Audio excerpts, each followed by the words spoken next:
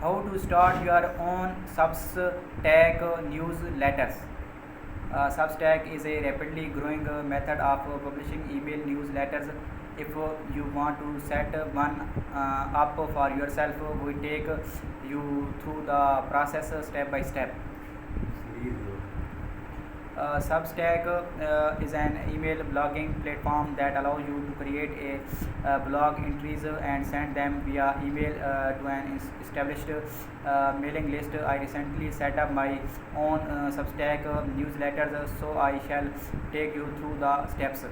Also, how to join and use Meta Twitter rival threads. I choose Substack primarily because both Jason Parlow and Eddie Boot use Substack for their newsletters. Both Jason and Eddie have long been colleagues here at ZDNet and are probably two of the most credible technology writers I have ever met. I figured if they like it, I'm sure I shall like it.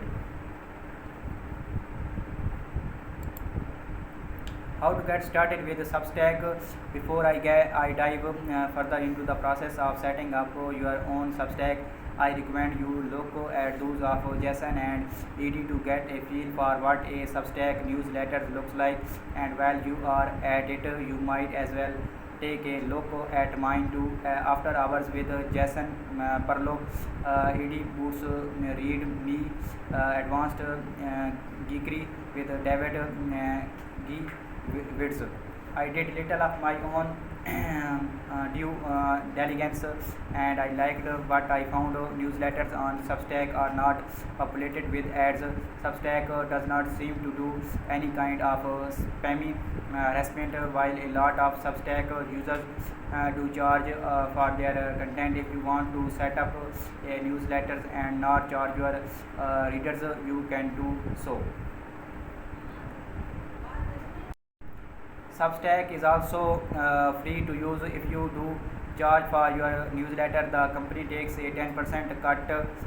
But if you are like me and want to do something just to connect with your readers, there no fee for managing, for emailing to a list, and no fee for hosting your content. I like that a lot. 1. Create an account. Your first step will be creating an account.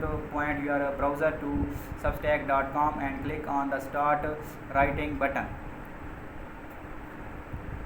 Next, create an account. When you give them an email address, they send you an email message with a coded link to join login. You can convert the account to a traditional email password login letter if you want. Next, you shall be asked to fill in your profile. All of this can be changed later, so I just pasted in the description from ZDNet. I tweaked it later after the account was set up.